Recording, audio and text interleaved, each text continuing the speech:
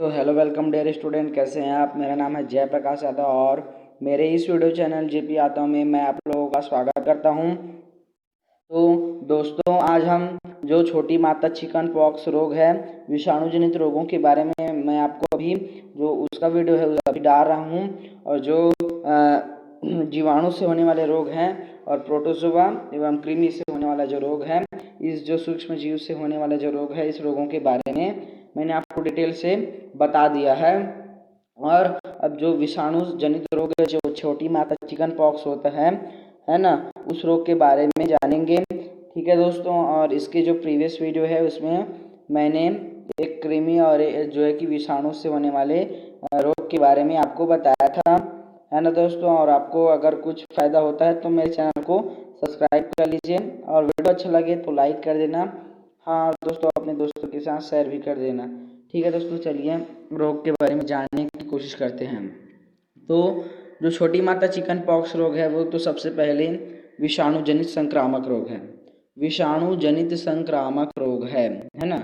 जो छोटी माता चिकन पॉक्स रोग है वो विषाणु जनित संक्रामक रोग है। ये जो है कि छोटे बच्चों को अनेक बार होता है ना। ये छोटे बच्चों को अधिकतर होता है या उन्हें ही बहुत ही अधिक अनेक बार होता है।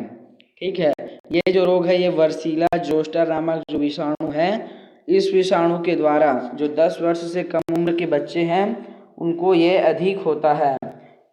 छोटे जो 10 वर्ष से कम उम्र के जो बच्चे हैं उन बच्चों को ये छोटी माता चिकन पॉक्स रोग अधिक होता है ना। और ये जो है कि विषाणु जनित संक्रामक रोग है और इसके विषाणु का नाम वर्सीला जोस्टर नामक विषाणु है। इसके कारण छोटी माता चिकन पॉक्स रोग होता है।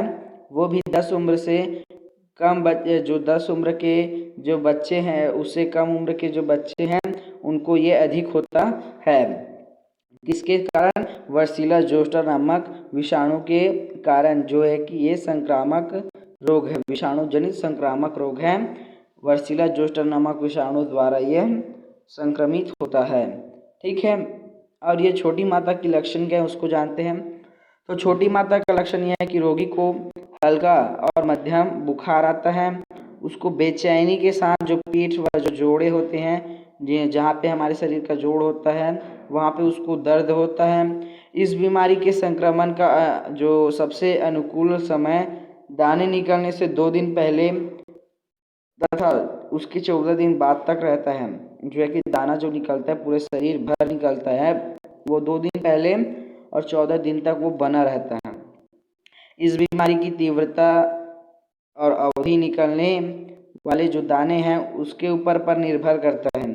अगर तीव्र स्थिति में शरीर में दानों से भर जाता है अगर शरीर, तो दाने पहले उस पे जो है कि गलगलाहट गले पर निकलते हैं। सबसे पहले वो गले पे निकलते हैं और बाद में वो जो ऊपर वाला चेहरा होता है वहाँ पे और नीचे वाले पैर वैर में फैलते हैं। साथ ही जो दाने निकलने के 4 से 7 दिन बाद दानों पर पपड़ी बनना शुरू हो जाता है और उसके बाद वो निकल जाता है।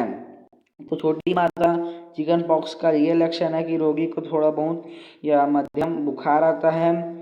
उसके जो पीठ है वहाँ और जो जोड़े हैं वहाँ पे उनको दर्द होता है। बीमारी के जो सबसे अनुकूल समय ये है कि उसको दाने निकलने में 2 दिन पहले और 14 दिन बाद तक वो बना रहता है। इस बीमारी की जो तीव्रता है उसकी अवधि निकलने के बाद इसके दाने पर जो है कि वो निर्भर करता है। अगर तीव्र स्थिति में शरीर का जो दाना है वो पूरा भर जाता है तो दाने पहले गले पर निकलते हैं, गले के बाद जो चेहरा होता है वहाँ पे, चेहरे के बाद पैर में फैलता है। इस प्रकार से जो दाने हैं वो पूरे शरीर भर फैल जाता है और 4 से 7 दिन बाद जो दाने हैं उन पर पपड़ी बनना शुरू हो जाता है और वे जो है कि निकल जाते हैं। छोटी माता से क्या बचाव है इसको जानते हैं। तो रोगी के संपर्क से बचना चाहिए, रोगी के संपर्क में हमको नहीं आना चाहिए। स्वस्थ व्यक्ति को रोगी के संपर्क में नहीं आना चाहिए और बीमारी से बचने के लिए जो टीका दिया जाता है उस टीके को लगवाना चाहिए। रोगी का जो बिस्तर कपड़ा है उसको साफ रखना चाहिए और उससे अन्य बच्चों को दूर रखना चाहिए ताकि उन पर ये रोग ना पहुंच पाए। इस प्रकार से जो छोटी माता का जो बचाव है हम इस प्रकार से उसका बचाव कर सकते हैं कि जो रोगी है उसके संपर्क में आने से बचकर, और जो बीमार से जो पीड़ित व्यक्ति है उससे के बचने के लिए जो छोटी मात्रा का जो टीका दिया जाता है उस टीके को उसको लगवाना चाहिए। रोगी के बिस्तर को साफ रखना चाहिए और उससे अन्य बच्चों को दूर रखना चाहिए। तो ये रहा जो छोटी माता चिकन पॉक्स जो रोग है उसके लक्षण और जो बचाव है उनके बारे में जान लिया। तो हमने छोटी माता जो चिकन पॉक्स जो रोग है उसके बारे में जान लिया कि वो वर्सीला जोस्टर नामक विषाणु से होने वाला संक्रामक रोग है। उनके लक्षण के बारे में जान लिया कि उसमें जो है कि शरीर में सबसे पहले गले के पास दाना, चेहरे के पास, उसके बाद पूरे पैर में फैलता है। 2 से 14 दिन तक उसका अभाव बने रहता है। साथ ही जो रोगी है उसको थोड़ा बहुत बुखार आता है। और उसके बचाव के बारे में भी जाना कि उसे जो रोगी व्यक्ति उसके संपर्क में आने से बचना चाहिए और अन्य बच्चों को दूर रखना चाहिए और जो टीका है उसको लगवाना चाहिए। तो उसके बारे में हमने जान लिया। अब हम जो पोलियो नामक रोग है उस रोग के बारे में जानेंगे। पोलियो भी विषाणु जनित संक्रामक रोग है। उस रोग के बारे में भी हम डिटेल से जानने की कोशिश करते हैं, है ना दोस्तों। तो जो पोलियो नामक रोग है, सिंपल से आप जो अपने अपाहिज है, अपंग है ना, उससे जो है कि वो ऐसा क्यों होता है, क्योंकि वे पोलियो से ग्रसित हो जाते हैं, जिसके कारण उनके पैर या किसी भी जगह व्यक्ति पोलियो ग्रस्त हो जाने के कारण वहाँ का जो शरीर का अंग है वो ढंग से कार्य नहीं कर पाता है, जिसके कारण वो वहाँ अपाहिज मतलब कि एक प्रकार से लकवाग्रस्त वहाँ पे कुछ कार्य नहीं कर पाता, जिसके कारण ही ये पोलियो रोग के कारण जो है कि ऐसा होता है ना दोस्तों। पोलियो रोग के कारण ही ऐसा ये होता है। तो दोस्तों अब हम जो पोलियो से रोग है उस रोग के बारे में जानेंगे। तो होता क्या है कि इस पैर में जो इस रोग होता है इसमें जो है कि मुख्य रूप से पैर पे ज़्यादा इफेक्ट डालता है और ये भी विषाणु जनित संक्रामक रोग है ना दोस्तों। और ये जो है कि पोलियो जो नामक रोग है, ये पोलियो से जो पोलियो नामक विषाणु है उसके द्वारा ये होता है।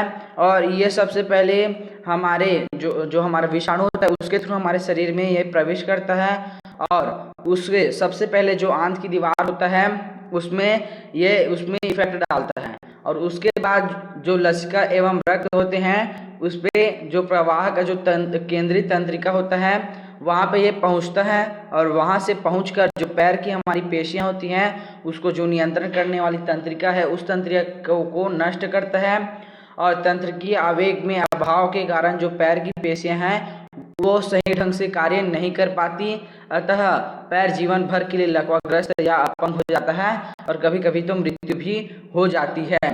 तो ये रहा कि जो पोलियो नामक रोग है वो हमारे शरीर में जो है कि प्रवेश करता है और उसके बाद जो है कि पोलियो नामक विषाणु से होने वाला संक्रामक रोग है। ये विषाणु जनित संक्रामक रोग है और ये पोलियो के कारण होता है। और ये जो है कि छोटे जो उम्र के बच्चे हैं उनको ये अधिकतर होता है और ये सबसे पहले विषाणु के थ्रू हमारे शरीर में प्रवेश करता है और आंत की दीवार को ये संक्रमित कर जो लसिका एवं रक्त जो प्रवाह है उसका जो केंद्रीय तंत्रिका में वो पहुंचता है और पहुंचकर जो हमारी पैर की पेशियां हैं जो तंत्रिका तंत्र जो केंद्रीय तंत्रिका तंत्र होती है उसको ये नष्ट करता है और उसके आवेग के अभाव में जो पैर की पेशियां हैं वो हमारी पैर की पेशियां हैं वो सही ढंग से कार्य नहीं कर पाती, जिसके कारण जो हमारा पैर है वो जीवन भर के लकवाग्रस्त या अपंग हो जाता है और कभी कभी तो रोगी की मृत्यु भी हो जाती है। पोलियो का जो वायरस है उस रोगी की विष्ठा में होती है और ये जो है कि मक्खियाँ इन्हें भोजन, पानी और खाद्य पदार्थों तक पहुंचाकर इसको प्रदूषित करते हैं, है ना। कि जो मक्खियां हैं, दूषित भोजन है, जल है, खाद्य वस्तुएं हैं, वो जो है कि इसको प्रदूषित करता है और ये वायरस भोजन, पानी के साथ पेट में चला जाता है और उसके बाद ये संक्रमित करना शुरू करता है और जो है कि हमको पोलियो नामक रोग हो जाता है। पोलियो के लक्षण क्या है उसको जानते हैं। जुकाम के साथ हमको बुखार आता है, उल्टियाँ भी होती हैं, बुखार के कारण जो गर्दन है वो अकड़ जाता है, मांसपेशियां सिकुड़ सा जाता है, जो मांसपेशियां वे कार्य करना बंद कर देती है, जिसके कारण हमको सिर दर्द होने लगता है। और कुछ समय बाद जो रोगी का पैर है, रोगी की जो पैर की मांसपेशियां हैं वो कमज़ोर हो जाता है और वो सही ढंग से खड़ा नहीं हो पाता है ना। तो पोलियो का लक्षण ये ला कि उसको जो रोगी है उसे जुकाम के साथ हो, वो बहुत बुखार आता है, उल्टियाँ भी होती है उसको, और बुखार के कारण उसका जो गर्दन है वो अकड़ जाता है और जो मांसपेशियां हैं वे सिकुड़ कर कार्य करना बंद कर देती हैं, और जिससे जो है कि वहाँ पे दर्द रहता है ना। और कुछ समय बाद जो रोगी के पैर की जो मांसपेशियां हैं वो कमज़ोर हो जाती है, जिसके कारण वो ढंग से खड़ा नहीं हो पाता। तो पोलियो से जो ग्रसित बच्चा है, उस बच्चे का लोगो आप यहाँ पे देख सकते हैं कि कैसे वे एक बैसाखी के सहारे में खड़ा है ना। पोलियो से बचाव क्या है, देखो बच्चों को जन्म के तुरंत बाद ओरल पोलियो वैक्सीन OPV पिलाना चाहिए, जिससे जो पोलियो नामक रोग है उससे भी बचा जा सके। रोगी का जो मल मूत्र है उसको सही ढंग से निस्तारण करना चाहिए, ताकि जो भी अन्य बच्चे हैं उन पर ये ना हो, क्योंकि ये संक्रामक रोग है, विषाणु मतलब कि विषाणु जनित संक्रामक रोग है, जिससे ये अन्य पर भी फैल सकते हैं, है ना। और होता क्या कि जो लकवाग्रस्त पैर है उसका हमको तुरंत जल्दी से जल्दी उपचार भी कराना चाहिए या कराने की कोशिश करना चाहिए, ताकि सही समय पर उसका सही ढंग से इलाज हो पाए और वह ठीक हो सके, है ना। तो ये रहा जी जो पोलियो के जो है कि पोलियो जो है कि विषाणु जनित संक्रामक रोग है, और ये जो है कि पोलियो के कारण होता है, और ये हमारे जो शरीर के अंदर मक्खियों, दूषित भोजन, दूषित खाद्य पदार्थ, इनके थ्रू हमारे पेट में चला जाता है, और वो सबसे पहले हमारे आंत की दीवार को जो है कि संक्रमित करता है। उसके बाद जो लसिका एवं जो रक्त प्रवाह के जो केंद्रीय तंत्रिका है वहाँ पे ये पहुँचता है। पहुँचने के बाद जो हमारी पैर की पेशियाँ हैं, उस पेशियाँ हैं उसको नियंत्रित करने वाली जो तंत्रिका तंत्र है उसको वो नष्ट करता है, जिसके कारण जो हमारा पैर है वो सही ढंग से कार्य नहीं कर पाता, है ना। और जो पोलियो के लक्षण हैं वो लक्षण ये है कि उस थोड़ा जुकाम के साथ बुखार आता है, उल्टियाँ होती है, बुखार के कारण उसका गर्दन अकड़ जाता है, मांसपेशियाँ कार्य करने बंद कर देती हैं, सिकुड़ भी जाती हैं, और जो है कि जो पैर की मांसपेशियाँ वो कमज़ोर हो जाती है और वो खड़ा नहीं हो पाता। बचाव के लिए हमको ओरल पोलियो वैक्सीन जो है कि बच्चों को जन्म के तुरंत बाद पिलाना चाहिए, और जो लकवाग्रस्त पैर है उसका तुरंत हमको उपचार करना चाहिए। पल्स पोलियो आपने देखा या सुना होगा कि दिसंबर एवं जनवरी के महीनों में जो नवजात शिशु होते हैं उनको जो 5 वर्ष तक की आयु के जो सभी बच्चे होते हैं उसको पोलियो प्रतिरोधक दवा ओरल पोलियो वैक्सीन पिलाई जाती है। और देश के बच्चों को पोलियो मुक्त कराने के लिए भारत शासन द्वारा विश्व स्वास्थ्य संगठन के सहयोग से चलाया जा रहा एक राष्ट्रीय महाअभियान पल्स पोलियो है। इसके थ्रू जो भी 5 साल के जो शिशु बच्चे हैं उन बच्चों को पोलियो से प्रतिरोधक दवा ओरल पोलियो वैक्सीन की जो दवाई है वो पिलाई जाती है, और ये जो विश्व स्वास्थ्य संगठन संयुक्त राष्ट्र संघ इसके थ्रू आता है, वो जो है कि उसके सहयोग से जो हमारा भारत देश है वो एक राष्ट्रीय अभियान चला रहा है पल्स पोलियो, जिससे यह है कि वो पल्स पोलियो को ख़त्म करना है। तो ये रहा जो पोलियो नामक रोग है उसके बारे में, और इससे जो कुछ प्रश्न उत्तर बचा है इसका जो प्रश्न उत्तर उसके बाद हम कराते हैं। उसके बाद हम नेक्स्ट वीडियो में जो और भी रोग हैं उन रोगों के बारे में आपको डिटेल से बताएंगे। तो चलिए दोस्तों, जो इसके प्रश्न उत्तर है इसके बाद उसको जानने की या समझने की कोशिश करते हैं। ठीक है दोस्तों। तो दोस्तों अब हम जो छोटी मात्रा के लक्षण है उस लक्षण के बारे में जानेंगे। जो पहला प्रश्न दिया है इनके उत्तर दीजिए। उसमें दिया है कि छोटी मात्रा के लक्षण लिखिए।